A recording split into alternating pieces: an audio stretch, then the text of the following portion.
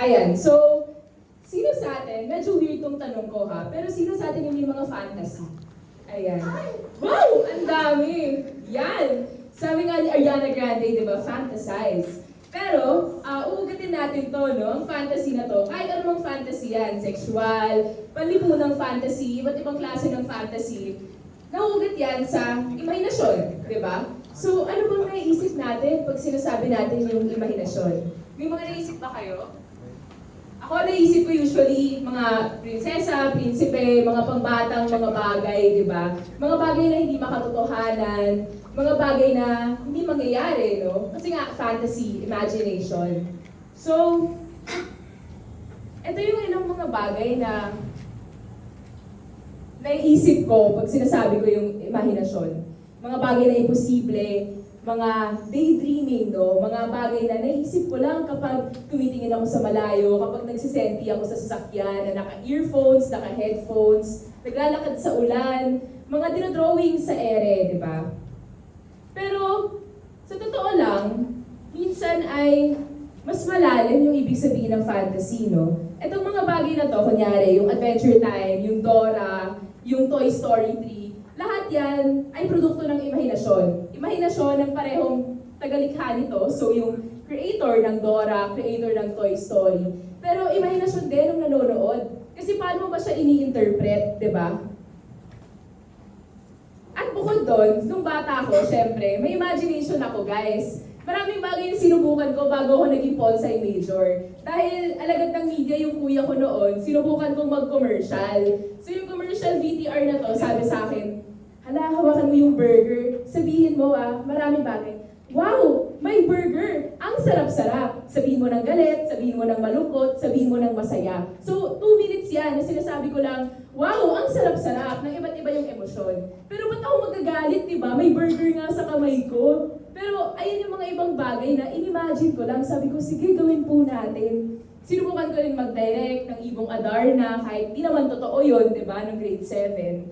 At nag-reimagine ako kung paano ba magdadirect ng play na online. Eh, hindi ko nga nakikita tong mga taong to face, di ba? Nung grade 9 ako, 2021, kasagsagan ng pandemya, sabi ng teacher ko, mag-Dolly Tangere tayo, pero Zoom lang. Sabi ko, ha? Pero, sige po, gawin po natin. So, lahat sila dinikit lang, guys, sa background. So, ayan, iba't ibang klase ng imahinasyon, face-to-face, Zoom, online. Pero ano ba yung tinutumbok ko dito?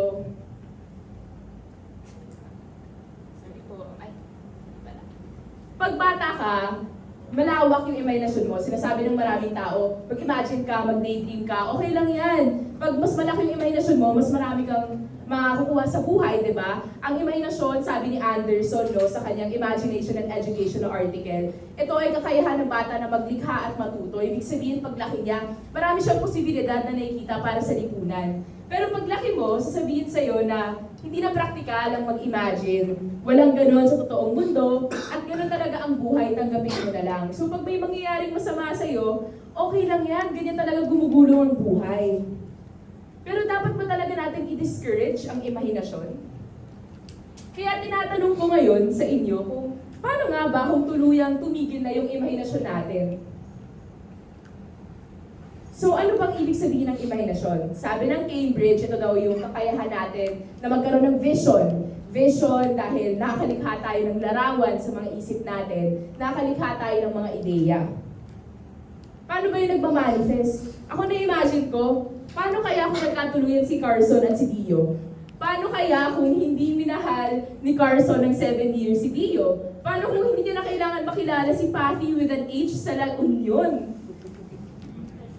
Na-imagine ko rin, nung pandemic, ang dami ko kasing K-pop stan kasi ako na may isang malaking Twitter account. So, ayun mga yan, nag-AO3 ako. Nung kasagsagan ng One Direction, nagpapagsagan ako ng mga Harry Styles, Louis Tomlinson, Blooming Crushes to Enemies to Friends to Lovers, Alternate Universe High School. Yung mga ganyan bagay, di ba? Eh, citizen din ako. So sabi ko, hala, parang gusto ko rin ng mark yung AU na F1 driver sila, tapos pareho silang bading sa imagination ko. Yung mga bagay na to, di ba, parang mababaw, pero totoo naman. Sino dito yung mga halimaw mag-relapse? Yung imagination mo pag nakikinig ka ng Multo ng Cup of Joe. Yung imagination mo kapag nakikinig ka ng Nicole ni Nikki. Ano ba yung sinasabi natin? Ang imagination sa sining, sa kultura, imahinasyon din yan na politikal at sosyologikal. So ano ba yung dalawang yun? Ang sociological imagination, sinasabi ni Mills, tulad ng picture na to, hindi daw private affair yan, hindi lang personal yan. Public affair yan. So ibig sabihin, kung nahihirapan ka na magpasa ng outputs mo, baka problema ng sistemang output-based yan, hindi mo lang problema yan. At ang political imagination, sinasabi niya naman sa'yo na may kakayahan kang tumingin ng higit pa sa realidad na nakikita mo ngayon. May kakayahan ka na mag-imagine ng lipunang mas maganda para sa'yo. At ito ang paghamon sa status quo. Binabasag natin ang political science bilang something na politics is only rooted in reality. Politics is only rooted in what you can see, no? Sasabihin ni Thatcher, there is no alternative. But there is an alternative. At sasabihin ni Don Combat Harbay, pero syempre sa English kasi tinagalog ko yan. Ang may imahinasyong politikal ay siyang parehong propeta at ebanghelista. Ano bang ibig sabihin natin nun?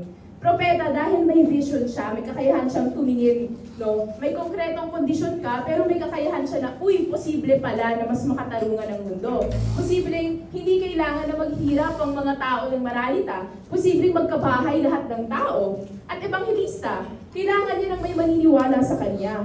Nakikita ko at kailangan ko ng may maniniwala sa akin dahil nakaruto sa ideolohiya. Ito yung sinasabi nilang dalawa. At anong ibig sabihin natin ito? May manifestasyon. Kunyari na lang ang mga lumad schools. Reimagine community yan. Hindi naman yan yung mismo nakikita mo sa lungsod na colonial, commercialized, repressive na edukasyon. Ang mga lumad nakakatanggap ng kultura, ng agrikultura, pinag-aaralan nila kung ano bang nangyayari sa komunidad nila. Binabago nila, nire-reimagine nila kung ano ba yung meron ngayon, ano ba yung boundaries ng institusyon ngayon. Ang Free Edu Campaign, maraming hindi naniwala na, uy, pwede palang libre ang edukasyon. Pwede palang walang tuition fee.